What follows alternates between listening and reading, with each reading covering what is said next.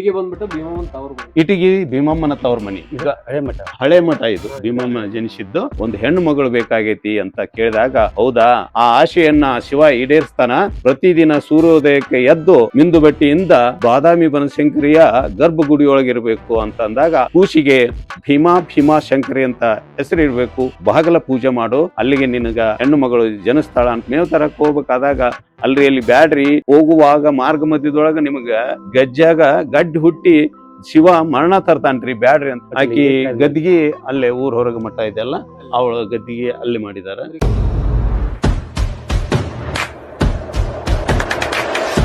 Hi hello ನಮಸ್ಕಾರ ಎಲ್ರಿಗೂ, ಸ್ವಾಗತ ಸುಸ್ವಾಗತ. ಸೊ ಇವತ್ತು ನಾವು ಬಂದ್ಬಿಟ್ಟು ಇಟಗಿ ಕ್ಷೇತ್ರಕ್ಕೆ ಬಂದಿದ್ದೀವಿ. ಈ ದೇವಸ್ಥಾನ ಬಂದ್ಬಿಟ್ಟು ಗದಗ ಜಿಲ್ಲೆ ಗಜೇಂದ್ರಗಡ ತಾಲೂಕು ಇಟಗಿ ಗ್ರಾಮ. ಇವತ್ತಿನ ದಿನ ಈ ಕ್ಷೇತ್ರದ ಇತಿಹಾಸ ಮತ್ತ ಮೂಲ ಮಠ, ಒಳ್ಳಿ ಧರ್ಮರಾಯನ ಮಠ, ಇವಾಗ ರೀಸೆಂಟ್ ಆಗಿರೋದು ಶ್ರೀ ಕ್ಷೇತ್ರ ಇಟಗಿ ದೇವಸ್ಥಾನ. ಇದರ ಪೂರ್ತಿ ಇತಿಹಾಸ ಮತ್ತು ಸಂಪೂರ್ಣ ವಿವರಣೆ ಈ ವಿಡಿಯೋದಾಗ ಹೇಳ್ತೀನಿ. ವಿಡಿಯೋಲಿ ಸ್ಕಿಪ್ ಮಾಡದ ಪೂರ್ತಿ ನೋಡ್ರಿ. ಇವತ್ತು ನಮ್ಮ ಜೊತೆಗೆ ಕಾಳಿಂಗಪ್ಪ ಸರ್ ಅದರ, ಶೇಖರಪ್ಪ ಸರ್ ಅದರ. ಸೊ ಇದ್ರ ಬಗ್ಗೆ ನೀವು ಪೂರ್ತಿ ಇತಿಹಾಸ ಹೇಳ್ಕೊಡ್ತಾರೆ. ಎಷ್ಟು ಎಪಿಸೋಡ್ ಆಗ್ತಾವ ಅಷ್ಟು ಎಪಿಸೋಡ್ ನ ಫುಲ್ ನಾನು ಯೂಟ್ಯೂಬ್ ಚಾನಲ್ ಒಳಗೆ ಅಪ್ಲೋಡ್ ಮಾಡಿರ್ತೀನಿ, ಪ್ರತಿಯೊಂದು ನೋಡ್ರಿ. ಸೊ ಇವಾಗ ವಿಡಿಯೋ ಸ್ಟಾರ್ಟ್ ಮಾಡೋಣ.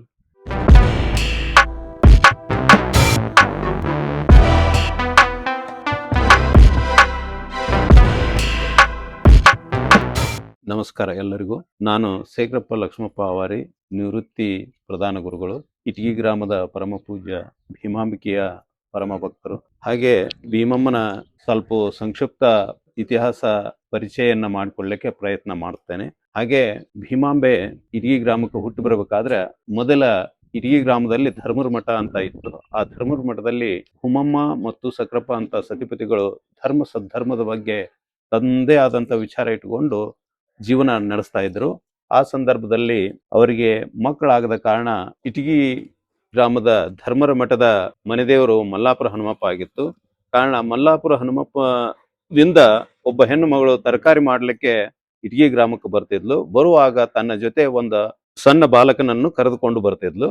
ಬರ್ಬೇಕಾದ್ರ ಒಂದೊಂದು ದಿನ ವಸ್ತಿ ಇರುವಂತ ಪ್ರಸಂಗ ಬಂದಾಗ ಇಟಗಿ ಧರ್ಮರ ಮಠದೊಳಗ ಇದ್ದು ತನ್ನ ಎಲ್ಲ ತರಕಾರಿಗಳನ್ನು ಮಾರಿಕೊಂಡು ದಿನನಿತ್ಯ ಹೋಗ್ತಿದ್ಲು. ಈ ಸಂದರ್ಭದಲ್ಲಿ ಭೂಮಮ್ಮಗೆ ಮಕ್ಕಳಾಗದ ಕಾರಣ ಆ ಹುಡುಗನನ್ನ ನಾವು ಪಡ್ಕೋಬೇಕು, ದತ್ತಕ್ಕೆ ತಗೋಬೇಕು ಅನ್ನುವಂಥ ವಿಚಾರವನ್ನು ಮಾಡಿಕೊಂಡು ಭೂಮಮ್ಮ ಆ ಹುಡುಗನನ್ನ ದತ್ತಕ್ಕೆ ತಗೊಂಡು ಅವನಿಗೆ ಸೋಮಪ್ಪ ಅಂತ ಹೆಸರನ್ನ ಇಟ್ರು. ಅಲ್ಲಿಂದ ಸೋಮಪ್ಪ ಬೆಳಿತಾ ಬಂದ. ಮಠದಲ್ಲಿ ತನ್ನ ಕಾಯಕ ಪೂಜೆ ಎಲ್ಲವನ್ನ ಮಾಡಿಕೊಂತ ಭೂಮಮ್ಮನ ಸಂಗಡ ಇರ್ತಾ ಇದ್ದ. ಕೊನೆಗೆ ಅವನು ಮದುವೆಗೆ ಬಂದ ಸಮಯದೊಳಗ ಭೂಮಮ್ಮ ವಿಚಾರ ಮಾಡಲು ಇವನಿಗೆ ಮದುವೆ ಮಾಡ್ಬೇಕಂತ. ಅವನಿಗೆ ಮದುವೆ ಮಾಡಲು ಎಲ್ಲರೂ ತೀರ್ಮಾನ ಮಾಡಿಕೊಂಡು ಪಕ್ಕದ ಗ್ರಾಮವಾಗಿರ್ತಕ್ಕಂಥ ನಿಡುಗುಂದಿ ಕೊಪ್ಪದ ಬಿಲ್ಲಾರ ಮನೆತನದ ಅಲ್ಲಿರ್ತಕ್ಕಂಥ ಒಬ್ಬ ಹೆಣ್ಣು ಮಗಳು ಹನುಮಾಂಬೆ ಅಂತಕ್ಕಂಥ ಕನ್ಯಾದಾನವನ್ನ ಪಡೆದು ಸೋಮಪ್ಪನಿಗೆ ಕೊಟ್ಟು ಮದುವೆ ಮಾಡಿದ್ರು. ಸೋಮಪ್ಪ ಮತ್ತು ಹನುಮಾಂಬೆ ಸತಿಪತಿಗಳಾಗಿ ಇಟಗಿ ಗ್ರಾಮದೊಳಗ ಒಳ್ಳೆಯ ಅನ್ಯೋನ್ಯದಿಂದ ಸಂಸಾರವನ್ನ ಸಾಗಿಸುತ್ತಾ ನಡೆದ್ರು. ಮುಂದೆ ಅವರಿಗೆ ಜೀವನದೊಳಗ ಸ್ವಲ್ಪ ಯಾವತ್ತೂ ಧರ್ಮದ ಬಗ್ಗೆ ಚಿಂತನೆಯನ್ನ ಮಾಡ್ತಕ್ಕಂಥ ವಿಚಾರವನ್ನ ಇಟ್ಟುಕೊಂಡು ತಮ್ಮ ಜೀವನವನ್ನ ಸಾಗಿಸ್ತಾ ಇದ್ರು. ಮುಂದೆ ಹನುಮಮ್ಮನಿಗೆ 2 ಗಂಡು ಮಕ್ಕಳು ಆದ್ರು. 2 ಗಂಡು ಮಕ್ಕಳು, ಒಬ್ಬವ ಸಕ್ರಪ್ಪಜ್ಜ ಮತ್ತು ಇನ್ನೊಬ್ಬವ ಅರ್ಜುನಪ್ಪಜ್ಜ ಅಂತ. ಸಕ್ರಪ್ಪಜ್ಜ ಶಾಂತ ಮೂರ್ತಿಯಾಗಿದ್ರ ಅರ್ಜುನಪ್ಪಜ್ಜ ಉಗ್ರಮೂರ್ತಿಯಾಗಿ ದಿನನಿತ್ಯ ಧರ್ಮನ ಸೇವೆಯನ್ನ ಮಾಡ್ಕೊಂತ ತಮ್ಮ ಸಂಸಾರದಲ್ಲಿ ತೊಡಗಿಕೊಂಡಿದ್ರು. ಆದ್ರ ಹನುಮಮ್ಮನಿಗೆ 2 ಗಂಡು ಮಕ್ಕಳಾದ್ರೂ ಹಗಲಿರು ಚಿಂತನೆಯೊಳಗ ಇರ್ತಿದ್ಲು. ಯಾಕೆ ಚಿಂತೆ ಮಾಡ್ತಿ ಹನುಮಾಂಬೆ ಅಂತ ಸೋಮಪ್ಪಜ್ಜ ಕೇಳಿದಾಗ, ಇಲ್ಲ, ನನ್ನ ಮನಸ್ಸಿನೊಳಗ ಏನೋ ಒಂದು ಕೊರಗೈತಿ, ಆದ್ರೆ ಅದನ್ನ ಯಾರ ಮುಂದೆ ಹೇಳ್ಕೊಳಕ್ ಆಗದಲ್ಲ ಅಂತಂದಾಗ ಒಂದು ಸಂದರ್ಭದೊಳಗ ಅಶಿರರವಾಣಿ ಆಕಿಗೆ ಹನುಮಮ್ಗ ಹೇಳ್ತೈತಿ. ಅವಾಗ ಅಶಿರರವಾಣಿ ಹೇಳಿದಾಗ ಏನಾಯ್ತು ಅಂದ್ರ, ಒಬ್ಬ ಸನ್ಯಾಸಿ ವೇಷದೊಳಗ ಬಂದು ಅಲ್ಲೇ ಮಠದೊಳಗ ಬಂದಾಗ, ಯಪ್ಪ ನೀವು ಯಾರು, ಎಲ್ಲಿಗೆ ಬಂದಿರಿ, ಯಾಕೆ ಬಂದಿರಿ ಅಂತ ಹನುಮಾಂಬೆ ಕೇಳಿದಾಗ, ನಾನು ಯಾರು ಅನ್ನೋದು ಗೊತ್ತಿಲ್ಲ, ಯಾಕೆ ಬಂದೀನಿ ಅನ್ನೋದು ಗೊತ್ತಿಲ್ಲ, ಮುಂದೆ ಎಲ್ಲಿ ಹೊಕ್ಕಿನ ಅನ್ನೋದು ಗೊತ್ತಿಲ್ಲ, ಆದ್ರ ನಿನ್ನ ಮನಸ್ಸಿನಾಗ ಏನೋ ಒಂದು ಕೊರಗು ಕಾಣ್ತೈತಿ, ಅದನ್ನ ಹೇಳು ಅಂತಂದಾಗ, ಯಪ್ಪ ನಿಮ್ಮಂತರ ಮುಂದೆ ಹೇಳಿದ್ರ ನಾವು ಸಣ್ಣವರಾಗ್ತೀರಿ, ಬ್ಯಾಡ್ರಿ ಅಪ್ಪ ಅಂತ. ಬೇಡ ಯಪ್ಪ ಅಂದ ಮೇಲೆ ನೀ ಹೇಳಬೇಕು, ಅದಕ್ಕ ನೀ ಏನೈತಿ ನಿನ್ನ ಮನಸ್ಸಿನೊಳಗೆ ಹೇಳ ಅಂದಾಗ, ಏನಿಲ್ಲಪ್ಪ, ಆದ್ರ ನನಗೆ 2 ಗಂಡು ಮಕ್ಕಳದವು, ಆದ್ರ ನನಗ ಒಂದು ಹೆಣ್ಣು ಮಗಳು ಬೇಕಾಗೈತಿ ಅಂತ ಕೇಳಿದಾಗ, ಹೌದಾ, ಆ ಆಶೆಯನ್ನ ಶಿವ ಈಡೇರಿಸ್ತಾನ, ನೀನು ಬಹಳ ನಿಷ್ಠಾದಿಂದ ಪೂಜಿಸಬೇಕು ಮತ್ತು ಬಹಳ ಕಠೋರ ನಿಯಮ ಪಾಲನೆ ಮಾಡಬೇಕು ಅಂತ ಹೇಳಿದಾಗ, ನೀ ಏನ್ ಹೇಳ್ತಿ ಅದನ್ನ ಚಾಚು ತಪ್ಪದೇ ಮಾಡ್ತೀನಿ, ನಾನು ಜೀವ ಹೋದ್ರೂ ಚಿಂತಿಲ್ಲ, ನಿನ್ನ ಪಾಲನೆಯನ್ನ ನಾನು ಪಾಲಿಸ್ತೀನಿ ಅಂತಂದಾಗ ಹಾಗಾದ್ರ ನೋಡು, ಪ್ರತಿದಿನ ಸೂರ್ಯೋದಯಕ್ಕೆ ಎದ್ದು ಮಿಂದು ಬಟ್ಟಿಯಿಂದ ಬಾದಾಮಿ ಬನಶಂಕರಿಯ ಗರ್ಭಗುಡಿಯೊಳಗಿರ್ಬೇಕು ಅಂತ ಅಂದಾಗ ಪ್ರತಿ 11 ಹುಣ್ಣಿಮೆ ನೀನು ಪೂಜೆ ಮಾಡಿದ್ರ ನಿನಗ ಆಮೇಲೆ ಸಂತಾನ ಬರ್ತೈತಿ ಅಂತಕ್ಕಂಥ ವಿಚಾರವನ್ನು ಹೇಳಿದ್ರು. ಆಯ್ತಪ್ಪ, ಹಾಗಾದ್ರೆ ಮಾರ್ಗ ಮಧ್ಯದಲ್ಲಿ ಸಾಕಷ್ಟು ವಿಘ್ನಗಳು ಬರ್ತಾವ ನಿನಗ, ಆ ವಿಘ್ನಗಳನ್ನು ಎದುರಿಸಿ ಮೆಟ್ಟಿ ನಿಂತು ನೀನು ಹೋಗ್ಬೇಕು ಅಂದಾಗ, ಆಯ್ತಪ್ಪ ನಾನು ಎಲ್ಲಾ ವಿಘ್ನಗಳನ್ನು ಎದುರಿಸ್ತೀನಿ, ನನ್ನ ಜೀವ ಹೋದ್ರೂ ಚಿಂತಿಲ್ಲ, ಆ ವಿಘ್ನಗಳನ್ನ ಎದುರಿಸಿ ನಾನು ಹೋಗ್ತೀನಿ ಅಂತಕ್ಕಂಥ ವಿಚಾರವನ್ನು ಹೇಳಿದಾಗ, ಹೋಗ್ಬೇಕಾದಾಗ ಆ ಸನ್ಯಾಸಿ ಆ ಧರ್ಮನ ಗದ್ದಿಗೆ ಮೇಲೆ ಒಂದು ಚಂದ್ರಗೊಡ್ಲಿಯನ್ನು ಇಟ್ಟು ಹೋಗಿಬಿಟ್ಟ. ಅವಾಗ ಹನುಮಾಂಬೆ ಅಂತಾಳ, ಅಪ್ಪ ಚಂದ್ರಗೊಡ್ಲಿ ಮರ್ತ್ ಹೋದ ಅಂತ ಹೇಳಿದಾಗ, ಇಲ್ಲ, ಅವಾಗ ಅರ್ಜುನಪ್ಪಜ ಹೇಳ್ತಾನ, ಅದು ಮರ್ತ್ ಹೋದದ್ದಲ್ಲವ, ಅದು ಬೆರೆತು ಬಂದದ್ದು, ನಿನ್ನ ರಕ್ಷಣೆಗಾಗಿ ಬಂದದ್ದು ಅಂತಕ್ಕಂಥ ವಿಚಾರವನ್ನ ಹೇಳಿದಾಗ, ಆಯ್ತು ಬಿಡು ಅಂತೇಳಿ ಅದು ದಿನನಿತ್ಯ ಧರ್ಮನ ಗದ್ದಿಗೆ ಮೇಲಿನ ಪೂಜಿಸ್ಲಿ ಅಂತಕ್ಕಂಥ ವಿಚಾರವನ್ನು ಹೇಳಿದ್ರು. ಆಮೇಲೆ ಅದೇ ಪ್ರಕಾರ ಹನುಮಾಂಬೆ ಪ್ರತಿ ಹುಣ್ಣಿಮೆಗೆ ಸೂರ್ಯೋದಯಕ್ಕೆ ಪೂರ್ವವಾಗಿ ಬಾದಾಮಿ ಬನಶಂಕರಿಯ ಗರ್ಭಗುಡಿಗೆ ಹೋಗಿ ಪೂಜೆ ಸಲ್ಲಿಸಿ ಬರ್ತಾ ಇರ್ತಾಳೆ.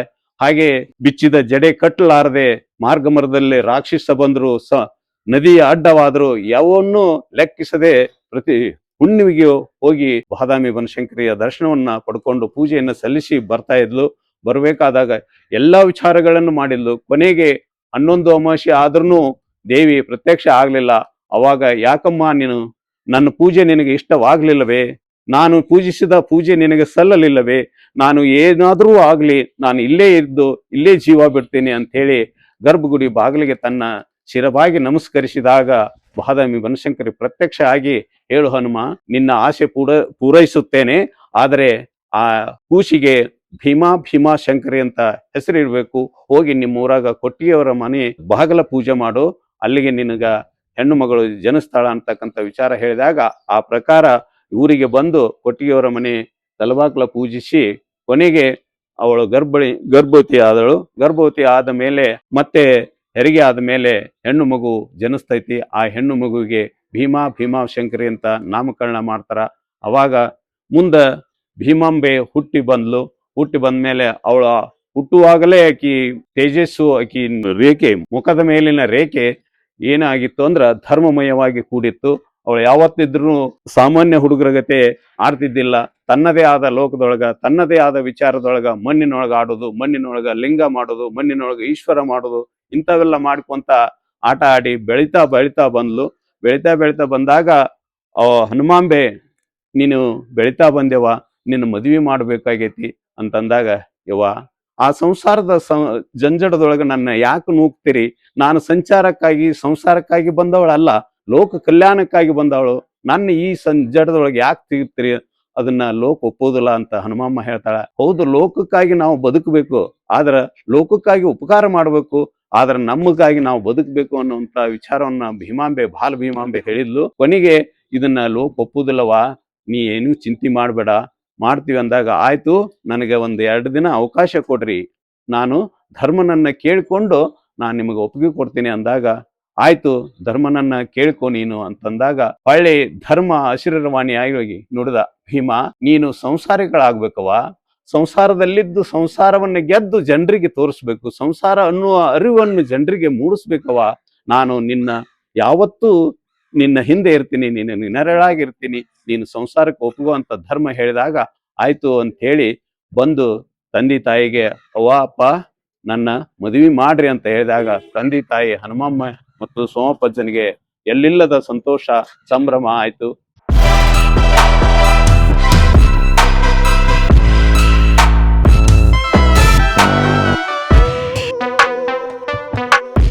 ಕೊನೆಗೆ ಅವರಿಗೆ ಕನ್ಯೆ ಕೊಡುವಾಕ ವರ ಹುಡುಕಾಕತ್ತಿದ್ರು. ವರ ಹುಡುಕ್ಬೇಕಾದ್ರಾಗ ಹನುಮಮ್ಮ ಹೇಳ್ತಾಳ, ಅಲ್ಲಿ ಯಾಕೆ ಹುಡುಕುದ್ರಿ, ನಮ್ಮ ಅಣ್ಣನ ಮಗನ ಅದನ್ನ ಒಗದಡಪ್ಪಗ ಕೊಟ್ಟು ಬಿಡೋನು ಅಂತ ಹೇಳಿದಾಗ, ಆಯ್ತು ಸರಿ ಅಂತೇಳಿ ಕೊಪ್ಪದಿಂದ ಬೀಗರನ್ನ ಕರೆಸಿ ಮಾತುಕತೆ ಮಾಡಿ ಭೀಮಾಂಬೆಯನ್ನ ಒಗದಡಪ್ಪಜ್ಜನಿಗೆ ಕೊಟ್ಟು ಮದುವೆ ಮಾಡಿದ್ರು. ಮುಂದೆ ಸಂಸಾರದೊಳಗ ತಮ್ಮದೇ ಆದಂತ ರೀತಿಯೊಳಗ ಧರ್ಮ ಮಾರ್ಗದೊಳಗ ಸಂಸಾರವನ್ನ ಸಾಗಿಸುತ್ತಾ ಬಂದ್ರು. ಅವರಿಗೂ ಮಕ್ಕಳಾದು. ಕೊನೆಗೆ ಒಂದು ಸಂದರ್ಭದೊಳಗ ಅಲ್ಲಿ ಬರಗಾಲ ಬಿದ್ದಿತ್ತು. ದನಗಳಿಗೆ ಮೇವಿಲ್ಲ ಅಂತ ಹೇಳಿ ಒಗದಡಪ್ಪಜ್ಜ, ಭೀಮಮ್ಮನ ಗಂಡ ಒಗದಡಪ್ಪಜ್ಜ, ಮೇವು ತರಕ ಗೊಣ್ಣಾಗರಕ್ಕೆ ಹೋಗ್ಬೇಕು ನಾನು ಅಂತ ಹೇಳಿದಾಗ, ಆಗ ಭೀಮಾಂಬೆ ಹೇಳ್ತಾಳ, ಅಲ್ಲಿ ಯಾಕೆ ಹೋಗ್ತೀರಿ, ಅಲ್ಲಿ ಸಿಗುದರೆ ಎಂತ ಮೇವು, ಅಲ್ಲಿಗೆ ಹೋಗ್ಬೇಡ್ರಿ, ಧರ್ಮ ಬ್ಯಾಡ್ ಅಂತನ್ರಿ. ನೀ ಧರ್ಮ ಬ್ಯಾಡ್ ಅಂತಾನಂತ ಹೇಳಿದ್ರ ಧರ್ಮನ್ ಮಾತು ಕೇಳ್ಕೊಂತ ಕುಂತ್ರ ದನ ಸಾಯ್ತವಿಲ್ಲ, ಅವಕ್ ಮೇವಿಲ್ಲ, ಅದಕ್ಕ ನೀನ್ ಹಿಂಗ ಹೇಳ್ಕೊಂತ ಕುಂದಿರ್ತಿದಿ ಅಂದ. ಬ್ಯಾಡ್ರಿ ಬ್ಯಾಡ್ರಿ ಅಂತ ಎಷ್ಟು ಹಂಬಲಿಸಿದ್ರು ಕೇಳಿದೆ. ಒಗದಾಡಪ್ಪಜ್ಜ ಏನಂತಾನ, ಮೇವ್ ತರಕ್ ಹೋಗ್ತಾನ. ಮೇವ್ ತರಕ್ ಹೋಗ್ಬೇಕಾದಾಗ ಅಲ್ರಿ ಅಲ್ಲಿ ಬ್ಯಾಡ್ರಿ, ಹೋಗುವಾಗ ಮಾರ್ಗ ಮಧ್ಯದೊಳಗ ನಿಮಗ ಗಜ್ಜಾಗ ಗಡ್ಡಿ ಹುಟ್ಟಿ ಶಿವ ಮರಣ ತರ್ತಾನ್ರಿ, ಬ್ಯಾಡ್ರಿ ಅಂತಂದ. ಅದೇನಾಗತ್ತ ನಾ ನೋಡ್ತೇನೆ ಅಂತ ಹೇಳಿ ಕೊಸರಿ ಒಗದಾಡಪ್ಪಜ್ಜ ಗೊಣ್ಣಾಗರಕ್ಕೆ ಹೋಗ್ತಾನ. ಗೊಣ್ಣಾಗರಕ್ಕೆ ಹೋಗ್ಬೇಕಾದ್ರಾಗ ನಾಗೇಂದ್ರಗಡದ ಗುಡ್ಡದಲ್ಲಿ ದಾರಿಯೊಳಗ ಮಾರ್ಗ ಮಧ್ಯದೊಳಗ ಗೆಜ್ಜಿಯೊಳಗ ಗಡ್ಡಿ ಹುಟ್ಟಿ ಒದ್ದಾಡಿ ಅಲ್ಲೇ ಪ್ರಾಣವನ್ನ ಬಿಡ್ತಾನ. ಆ ಸುದ್ದಿ ಭೀಮಾಂಬೆಗೆ ತಿಳಿತೈತಿ. ಭೀಮಾಂಬೆ ಬಹಳ ದಿಗ್ಭ್ರಮೆಯಾಗಿ ನಾನು ಹೇಳಿದ್ರು ಕೇಳಿಲ್ಲ, ನಾನು ಈಗೇನ್ ಮಾಡ್ಬೇಕು ಅನ್ನುವಂತ ವಿಚಾರವನ್ನ ಹೇಳ್ಕೊಂಡು ಅಲ್ಲಿಂದ ಈಗ ಹೇಳಿದ್ರಲ್ಲ, ಹ್ಮ್ ಭೀಮಾಂಬಿಕೆ ಮೊದ್ಲ ಗೊತ್ತಿರುತ್ತಂತ ಹೇಳಿ, ಹ್ಮ್ ಒಗದರ ಪಜ್ಜಿಗೆ ಗಜ ಗಡ್ಡಿ ಹುಟ್ಟುತ್ತ. ಅವ್ರದ್ದು ಮೊದಲಿನ ಪವಾಡ ಆಗಿತ್ತು. ನಿಜವಾಗ್ಲೂ ಅದು ಗೊತ್ತಿದ್ದದ್ದು ಅದೇ ನಿಜವಾಗ್ಲೂ ಒಂದು ಮೊದಲನೇ ಪವಾಡ ಅಂತಾನೂ ಹೇಳ್ಬಹುದು. ಮೊದಲೇ ಭೀಮಾಂಬಿಕೆ ತಲೆಯಾಗ ಬಂದಿರುತ್ತೆ, ತಲೆಯಾಗಿರ್ತೈತಿ ಆಕಿಗೆ. ಇವ್ರಿಗೆ ಅಲ್ಲಿಗೆ ಹೋದ್ರ ಇಂಥದ್ ಆಗ್ತೈತಿ ಅನ್ನುವಂತ ವಿಚಾರ ಅದಕ್ಕೆ ಯಾರಿಂದ ಗೊತ್ತಾಗಿರ್ತೈತಿ? ಧರ್ಮರಾಯನಿಂದನ ಗೊತ್ತಾಗಿರ್ತೈತಿ. ಧರ್ಮರಾಯ ಅಂದ್ರೆ ಯಾರು? ಧರ್ಮರಾಯ ಅಂದ್ರ ನಂದಿ. ನಂದಿ ಅಂದ್ರ ಶಿವನ ವಾಹನ. ಅದಕ್ಕೆ ನಂದಿಯಿಂದಾನ ಸೃಷ್ಟಿ. ಯಾಕಂದ್ರ ರೈತನಿಗೆ ನಂದಿ, ರೈತ ದೇಶದ ಬೆನ್ನೆಲುಬಾದ್ರ ನಂದಿ ರೈತನ ಬೆನ್ನೆಲುಬಾಗಿ ನಿಂತಿರ್ತಾನ. ಅಂಥ ಧರ್ಮ ಮಾರ್ಗದಲ್ಲಿರ್ತಕ್ಕಂಥ ಶಿವನ ವಾಹನವೇ ನನ್ನ ಧರ್ಮಗುರು ಅಂತಕ್ಕಂಥದ್ದನ್ನ ಭೀಮಾಂಬೆ ತನ್ನ ಆತ್ಮದೊಳಗೆ ಇರಿಸಿಕೊಂಡಿದ್ದು. ಅವಾಗಿನಿಂದ ಧರ್ಮದ ವಿಚಾರವಾಗಿ ನಡ್ಕೊಂತ ಬಂದು ಧರ್ಮ ಇರುವುದ ನಂದಿಯೊಳಗ ಅಂತಕ್ಕಂಥದ್ದು. ಅದಾದ ತಕ್ಷಣ ನೆಕ್ಸ್ಟ್ ಮುಂದೆ ಅಮ್ಮನ ಗಂಡ ಒಗದಾಡಪ್ಪಜ್ಜ ತೀರ್ಕೊಂಡ ಮೇಲೆ ಸಣ್ಣ ವಯಸ್ಸಿನೊಳಗ ತೀರ್ಕೊಂಡ್ಬಿಟ್ಟ. ಭೀಮಾಂಬಿಗೆ ಮೂರು ಮಕ್ಕಳು. ಒಬ್ಬವ ಕಾಳಿಂಗಪ್ಪಜ್ಜ ಮತ್ತು ಹಿರೇಬಾಲಮ್ಮ, ಚಿಕ್ಕ ಬಾಲಮ್ಮ ಅಂತೇಳಿ 2 ಹೆಣ್ಣು ಮಕ್ಕಳು ಇದ್ರು. ಅಂತ ಸಂದರ್ಭದೊಳಗ ಮಕ್ಕಳು ಸಣ್ಣವ್ರಿರೋ ಕಾಲದೊಳಗ ಅದಕ್ಕಿಲ್ಲೇ ಇಟಗಿ ಒಳಗ ಅರ್ಜುನಪ್ಪಜ್ಜ ಮತ್ತು ಸಕ್ರಪ್ಪಜ್ಜಗೂ ನಮ್ಮ ತಂಗಿ ಗಂಡ ತೀರ್ಕೊಂಡ್ಬಿಟ್ಟ. ಸಣ್ಣ ವಯಸ್ಸಿನಾಗ ಬಿಟ್ಟು ಹೋಗ್ಬಿಟ್ಟ. ಆಕಿ ಬದುಕು ಹೆಂಗ ಅನ್ನುವಂತ ವಿಚಾರವನ್ನ ಎಲ್ಲರೂ ಮಾಡಾಕತ್ತಿದೊಳಗ ಇಲ್ಲಿ ಇಟಗಿ ಒಳಗ ಅರ್ಜುನಪ್ಪಜ್ಜ ಮತ್ತು ಸಕ್ರಪ್ಪಜ್ಜ ಏನು ವಿಚಾರ ಮಾಡಿದ್ರು, ಇಲ್ಲ ಆ ಸಣ್ಣ ವಯಸ್ಸಿನ ನಮ್ಮ ತಂಗಿಯನ್ನ ಅಲ್ಲಿ ಬಿಡುದು ಬೇಡ.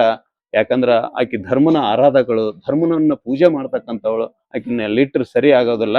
ಆಕಿ ಧರ್ಮಗುರುವಿನ ಗದ್ದಿಗೆ ಇಲ್ಲೇ ಇರೋದ್ರಿಂದ ಆಕಿನ ಇಟಿಗೆ ಕರ್ಕೊಂಬ ಅಂತ ಹೇಳಿ ಸಕ್ರಪ್ಪಜ್ಜ ಅರ್ಜುನಪ್ಪಜ್ಜನ್ನ ಕೊಪ್ಪಕ್ಕ ಕಳಿಸ್ಕೊಟ್ಟ ಮೇಲೆ ಅಲ್ಲೇ ಹೋಗಿ ಅರ್ಜುನಪ್ಪಜ್ಜ ನಮ್ಮ ಅಣ್ಣ ಹಿಂಗ್ ಹೇಳ್ಯಾನ, ನೀನು ಭೀಮಮ್ಮ ಇಟಿಗೆ ಬರ್ಬೇಕು ಅಂತ ಕೇಳಿದಾಗ, ಇಂಥ ಸಣ್ಣ ವಯಸ್ಸಿನ ಮಕ್ಕಳನ್ನ ಕಟ್ಕೊಂಡು ನಾ ಹೆಂಗ್ ಬರ್ಲಿ ಅಂತ ಹೇಳಿ ಭೀಮಾಂಬೆ ಹಗಲಿರು ಚಿಂತೆ ಮಾಡಾಕತ್ತಿದ್ಲು. ಇಲ್ಲ, ಅಣ್ಣ ಹೇಳ್ಕೊಟ್ಟಾನ, ಅಣ್ಣ ನಿನ್ನ ಸಲುವಾಗಿ ಅಲ್ಲಿ ಚಿಂತೆ ಮಾಡಿ ಸ್ವರ್ಗಾಕತ್ಯಾನ, ಅದಕ್ಕೆ ನೀ ಏನೇ ಇದ್ರೂ ಬರ್ಬೇಕು ಅಂತ ಹೇಳಿದಾಗ ಗುಡ್ಡಪ್ಪ ಮಾವ ನಾನು ಕರ್ಕೊಂಡು ಹೋಗ್ತೀನಿ ಅಂತೇಳಿ ಮಾವನಿಗೆ ಹೇಳ್ದಾನ. ಅಲ್ಲಪ್ಪ, ಅಲ್ಲಿ ಕರ್ಕೊಂಡು ಹೋಗೋದ್ರಿಂದ ಏನಾಗ್ತತಿ, ಇಲ್ಲಿವರೆಗೂ ಬಿಲ್ಲಾರ ಮನೆತನದೊಳಗೆ ಗುಡ್ಡಪ್ಪರ ಬಾಳೆ ಮಾಡಿದ್ದು ಎಲ್ಲ ನಶ್ವರ ಆಗಿ ಹೋಗ್ತತಿ. ಅದಕ್ಕೆ ಅಮ್ಮ ಇಲ್ಲೇ ಇರ್ಲಿ, ಆಕೆ ಇಲ್ಲೇ ಗದ್ದಿಗೆ ಕಟ್ಟಿಸ್ಕೊಂಡು ಇಲ್ಲೇ ಧರ್ಮನ ಪೂಜೆ ಮಾಡ್ಕೊಂತ ಇಲ್ಲೇ ಇರ್ಲಿ ಅಂತಕ್ಕಂಥ ವಿಚಾರನ ಹೇಳಿದಾಗ, ಆಯ್ತು ನಾ ಏನ್ ಮಾಡಕ್ಕಾಗೋಲ್ಲ, ಅಣ್ಣ ಹೇಳ್ಯಾನ ನೀವು ಕಳಿಸ್ಬೇಕಂದಾಗ, ಇಲ್ಲ ಅದನ್ನೂ ಒಂದು ಮಾಡಿ ನೋಡೋನು, ಧರ್ಮನ ಗದ್ದಿಗೆಯನ್ನ ಇಲ್ಲೇ ಕಟ್ಟೋನು, ಇಲ್ಲೇ ಕಟ್ಟಿ ಆ ತಾಯಿ ಇಲ್ಲೇ ಪೂಜೆ ಮಾಡ್ಕೊಂತ ಇಲ್ಲೇ ಇರ್ಲಿ ಅಂತಕ್ಕಂಥ ವಿಚಾರನ ಹೇಳಿದಾಗ, ಆಯ್ತು ಸರಿ ಮಾಡ್ರಿ ಅಂತ ಹೇಳಿ ಅರ್ಜುನಪ್ಪ ಹೇಳಿದಾಗ ಧರ್ಮನ ಗದ್ದಿಗೆಯನ್ನ ಅಲ್ಲಿ ಕಟ್ಟಕ್ ಹೋಗ್ತಾರ ಕೊಪ್ಪದೊಳಗ. ಆದ್ರ ಕಟ್ಟಕ್ ಹೋದ್ಗುಡ್ಲೆ ಅರ್ಧಕ್ಕೆ ಹೋದ್ಗುಡ್ಲೆ ಗದ್ದಿಗೆ ಕಳಿಸಿ ಬೀಳಾಕತ್ತು. ಈ ರೀತಿ 3 ಸಲನೂ ಮಾಡಿದ್ರು. 3 ಸಲನೂ ಗದ್ದಿಗೆ ಅಲ್ಲಿ ನಿಂದಿರ್ಲೇ ಇಲ್ಲ, ಅಲ್ಲಿ ಕಳಿಸಿ ಬೀಳಾಕತ್ತು. ಅವಾಗ ಅರ್ಜುನಪ್ಪಜ್ಜ ಕೋಪಗೊಂಡು, ನೋಡು ಏನಾತು, ಧರ್ಮ ಹೇಳಿದ್ ಸುಳ್ಳಲ್ಲ, ಅದಕ್ಕ ಇಲ್ಲೇ ಧರ್ಮನ ಗದ್ದಿಗೆ ಬೇಡ, ಈಗ ಒಂದು ತಲಿ ಹೋಗೈತಿ, ಇನ್ನು ಇಡೀ ಮನೆತನ ತಲಿನ ಹೋಗ್ತಾವು, ಅದಕ್ಕ ನಾನು ಭೀಮಮ್ಮನ್ನ ಕರ್ಕೊಂಡು ಹೋಗ್ತೀನಿ ಅಂದಾಗ ಬುಡ್ಡಪ್ರಿಯ, ಆಯ್ತಪ್ಪ ನಿಮ್ಮ ಇಚ್ಛೆಯಂತೆ ಆಗ್ಲಿ, ನಾ ಏನ್ ಮಾಡ್ಲಿ, ಕರ್ಕೊಂಡು ಹೋಗ್ರಿ ಅಂತಕ್ಕಂಥದ್ದನ್ನ ಹೇಳಿದಾಗ ಭೀಮಾಂಬಿಕೆಯನ್ನ ಅರ್ಜುನಪ್ಪಜ್ಜ ಕರ್ಕೊಂಡು ಇಟಿಗೆ ಬರ್ತಾನ. ಇಟಿಗೆ ಬಂದ ಮೇಲೆ ಇಲ್ಲೇ ಧರ್ಮರಾಯನ ಗದ್ದಿಗೆ ಕಟ್ಟಿಸಿ ಆಕಿಗೆ ಹೇಳ್ತಾರ, ನೋಡಮ್ಮ ನೀನು ಸಣ್ಣಾಕಿ, ನೀನ್ ಎಲ್ಲಿ ಹೋಗ್ಬೇಡ, ಇಲ್ಲೇ ನಿನ್ನ ಆರಾಧ್ಯ ದೈವ ಆಗಿರ್ತಕ್ಕಂಥ ಧರ್ಮಗುರುವಿನ ಪೂಜೆ ಮಾಡ್ಕೊಂತ ನೀನು ಇಲ್ಲೇ ಇರು, ನಾವು ಗಂಡು ಮಕ್ಕಳಿದೀವಿ, ನಾವು ಮತ್ತೆ ಬೇರೆ ಕಡೆ ಹೋಗಿ ನಾವು ಇರ್ತೀವಿ ಅಂತಕ್ಕಂಥ ವಿಚಾರವನ್ನು ಹೇಳಿ ಒಬ್ಬ ಅರ್ಜುನಪ್ಪಜ್ಜ ಕೊಡತಿಗೇರಿಗೆ ಹೋದ್ರ ಸಕ್ರಪ್ಪಜ್ಜ ಪ್ಯಾಟಿ ಒಳಗೆ ಹೋಗಿ ತಮ್ಮ ಸಂಸಾರವನ್ನ ಧರ್ಮಗುರುವಿನ ಪೂಜೆಯನ್ನ ಪ್ರಾರಂಭ ಮಾಡಿದ್ರು. ಅಲ್ಲಿಂದ ಭೀಮಾಂಬೆ ಇಲ್ಲಿ ಬಂದ ಮೇಲೆ ಪವಾಡಗಳು ಪ್ರಾರಂಭ ಆದವು. ಅದಕ್ಕಿನ ಪೂರ್ವದೊಳಗುನು ಭೀಮಮ್ಮನ ಪವಾಡ ಕೊಪ್ಪದೊಳಗ ಮಾಡಿದಾಳ, ಸಾಕಷ್ಟು ಪವಾಡಗಳನ್ನು ಮಾಡಿದಾಳ. ಆದ್ರ ಆಕೆ ಇಲ್ಲಿ ಬಂದ ಮೇಲೆ ಮತ್ತೆ ಪವಾಡಗಳು ಪ್ರಾರಂಭವಾದವು. ಅಂದ್ರ ಇಟಿಗೆ ಬಂದ್ಬಿಟ್ಟು ಭೀಮಮ್ಮನ ತವರು ಮನೆ. ಇಟಗಿ ಭೀಮಮ್ಮನ ತವ್ರ ಮನಿ. ಈಗ ಹಳೆ ಮಠ. ಹಳೆ ಮಠ ಇದು ಭೀಮಮ್ಮ ಜನಿಸಿದ್ದು. ಆ ನಂತರ ಹೊಸ ಮಠ ಅಲ್ಲಿರ್ತೆ. ಆಗ ನಂತರ ಆಕಿ ಗದ್ದಿಗೆ ಅಲ್ಲೇ ಊರ್ ಹೊರಗ ಮಠ ಇದೆಲ್ಲ, ಅವಳ ಗದ್ದಿಗೆ ಅಲ್ಲಿ ಮಾಡಿದಾರ. ಕೊಪ್ಪ ಆಗೋದು ಗಂಡನ ಮನೆ, ಕೊಪ್ಪ ಗಂಡನ ಮನೆ, ಇಟಗಿ ತವ್ರ ಮನಿ. ಸೊ ಗೈಸ್, ಕೊಪ್ಪ ಅಂತ ಹೇಳಿದ್ರೆ ನಿಡಗುಂದಿ ಅಂತ. ಇದು ಹೆಂಗಂದ್ರ ಗದಗ ಜಿಲ್ಲೆಯಲ್ಲಿ ನೆನಗಲ್ ಅಂತ ಒಂದ್ ಊರ್ ಐತಿ. ಅದ್ರ ಹತ್ರ ನಿಡಗುಂದಿ ಕೊಪ್ಪ ಅಂತ ಊರ್ ಐತಿ. ಸೊ ಆ ಊರು ಗಂಡನ ಮನಿ, ಇಟಗಿ ಭೀಮಮ್ಮಂದ. ಇಟಗಿ ಬಂದ್ಬಿಟ್ಟು ಇದು ತವ್ರ ಮನಿ. ಮತ್ತೆ ಇಲ್ಲಿಗೆ ಬಂದು ನೆಲೆಸಿದ ಮೇಲೆ ಇಲ್ಲೇ ಧರ್ಮಗುರುನ್ ಪೂಜೆ ಮಾಡ್ಕೊಂತ ತನ್ನ ಜೀವನವನ್ನ ತನ್ನ ಮಕ್ಕಳ ಜೊತೆ ಪ್ರಾರಂಭಿಸಿದ. ಭಕ್ತರಿಗೆ ಕಷ್ಟ ಕಾರ್ಪಣ್ಯಗಳು ಬಂದಾಗ ಅವೆಲ್ಲಾ ವಿಚಾರಗಳನ್ನ ಮಠಕ್ಕೆ ಬಂದು ಭಕ್ತರು ತಮ್ಮ ನೋವು ನಲಿವುಗಳನ್ನ ಹೇಳ್ಕೊಂತಿದ್ರು, ರೋಗ ರುಜಿಗಳನ್ನ ಹೇಳ್ತಿದ್ರು. ಅವಕ್ ಪರಿಹಾರವನ್ನ ಮಾಡಿ ಅವಳು ಕಳಿಸ್ತಾ ಇರ್ತಿದ್ಲು. ಇಂಥ ಪವಾಡಗಳಲ್ಲಿ ಸಾಕಷ್ಟು ಪವಾಡಗಳು ಇರ್ತಾವು. ಆನಂತರ ನನ್ನ ಪವಾಡಗಳನ್ನ ಅವಕ್ಕ ಜೀವನ ಚರಿತ್ರೆಯನ್ನ ಬರೀಬೇಕು ಅನ್ನುವಂಥ ವಿಚಾರವನ್ನು ಊರವ್ರು ಹೇಳಿದ್ರ ಹೋಗ್ಲಿಲ್ಲ. ನನ್ನ ಜೀವನ ಚರಿತ್ರೆ ಏನ್ ಹೇಳ್ಕೊಂತ ಹೋಗ್ತೀರಿ, ಹೇಳ್ಕೊಂತ ಹೋದ್ರೆ ಹೊತ್ತು ಸಾಲೋದಿಲ್ಲ, ಬರ್ಕೊಂತ ಹೋದ್ರೆ ಹಾಳೆ ಸಾಲೋದಿಲ್ಲ ಅಂತ ಅಂದಾಗ, ಆದ್ರೂ ನಮ್ಮ ಗ್ರಾಮದೊಳಗ ಪ್ರಾಥಮಿಕ ಶಾಲೆಯ ಶಿಕ್ಷಕರಾಗಿರ್ತಕ್ಕಂಥ KV ಕಂಬಳಿ ಗುರುಗಳು ಅಂತೇಳಿ ಇಲ್ಲಿ ಸರ್ವಿಸ್ ಮಾಡ್ತಾ ಇದ್ರು. ಅಮ್ಮನ ಜೀವನ ಚರಿತ್ರೆಯನ್ನ ಬರಿಬೇಕು ಅನ್ನೋ ಒಂದು ಹಂಬಲ ಅವರ ತಲೆಯೊಳಗೆ ಬಂದಾಗ ಅವರು ಹಳ್ಳಿಗೆ ಅಡ್ಡಾಡಿ ಆಗಿನ ಕಾಲದಲ್ಲಿ ಇರ್ತಕ್ಕಂಥ ಹಿರಿಯರನ್ನ ಸಂಗ್ರಹಿಸಿ ಹಿರಿಯರ ಮಾತುಗಳನ್ನು ಕೇಳಿ ಅಮ್ಮ ಹೇಗಿದ್ಲು, ಏನ್ ಮಾಡ್ತಿದ್ಲು, ಹೆಂಗ್ ನಡ್ಕೊಂತಿದ್ಲು ಅಂತಕ್ಕಂಥ ವಿಚಾರಗಳನ್ನ ತಿಳ್ಕೊಂಡು ತಮ್ಮ ಲೇಖನಿ ಪ್ರಕಾರ ಅಮ್ಮನ ಜೀವನ ಚರಿತ್ರೆಯನ್ನ ಅವರು ಬರೆದ್ರು. ಆ ಬರೆದದ್ದ ಜೀವನ ಚರಿತ್ರೆ ಉಳಿದ್ರಿಂದ ಅಮ್ಮನ ಈ ಪವಾಡಗಳು ಈಗ ಎಲ್ಲ ಜನರ ಬಾಯಿ ಒಳಗ ಪ್ರಚಲಿತವಾಗಿರ್ತಾವ ಅಂತ ಹೇಳಿ. ಈ ಮಠ ಒಂದು ಮೂಲ ಮಠ, ಇದು ಮೂಲ ಮಠ. ಇದು ಮೂಲ, ಅವಳು ಜನಿಸಿದ ಮನೆ. ಕರ್ತುಗನು ಗದ್ದಿಗೆನೂ ಇದೆ. ಆನಂತರ ತದನಂತರ ಅಲ್ಲೇ ಹೊಸ ಗದ್ದಿಗೆ ಕಟ್ಟಿಸ್ಕೊಂಡು ಅಲ್ಲಿ ಜೀವನ ಮಾಡಕತ್ತಿ. ಇದು ನೆಲೆಸಿದ ಮನಿ, ಹುಟ್ಟಿದ ಮನಿ. ಮೂಲತಃ ಭೂಮಮ್ಮ ಸಕ್ರಪಜ್ಜ ಇರ್ತಕ್ಕಂಥ ಮನಿ ಇದು. ಅಮ್ಮ ಇಲ್ಲಿ ಬಾವಿ ಕಡ್ರಿ ಅಂತ ಹೇಳಿ ತೋರಿಸಿದ್ಲು. ಬಾವಿ ಕಡಿಯಕ್ ಪ್ರಾರಂಭ ಮಾಡಿದ್ರು. ಇನ್ನಿತ ಆ ಕಡೆ ಕಡ್ರಿ ಅಂತ ಹೇಳಿದಾಗ ಅಮ್ಮ ಬಂದು ನೋಡಿದೊಳಗ ನಾನು ಇಲ್ಲಿ ಹೇಳಿದ್ದೆ, ನೀವು ಅಲ್ಲಿ ಕಡಿದ್ರಲ್ಲ ಅಂತಂದಾಗ ಅಲ್ಲೇ ಗೌಡ್ರು ಹಿಂಗಂದಿದ್ರು ಅಂತಂದಾಗ ಆಯ್ತು ಸರಿ ಕಡಿರಿ, ಆದ್ರ ಬಾಯಾಗ ಹಾಕೊಂಡು ಸ್ವಲ್ಪ ಉಗುಳ್ತಾರ, ಅಲ್ಲಿ ಅಗಿದ್ರ ಸಿನೀರ್ ಇರ್ತಿತ್ತು ಅಂತಕ್ಕಂಥ ವಿಚಾರಗಳನ್ನ ಹೇಳಿದಾಗ ಅಲ್ಲಿಂದ ಹಿಂಗ ಪವಾಡ ಚಲೋ ಹಾಕೊಂತ ನಾವು ಹೋದ್ವು. ಇನ್ನೂ ಸಾಕಷ್ಟು ಪವಾಡಗಳದವು.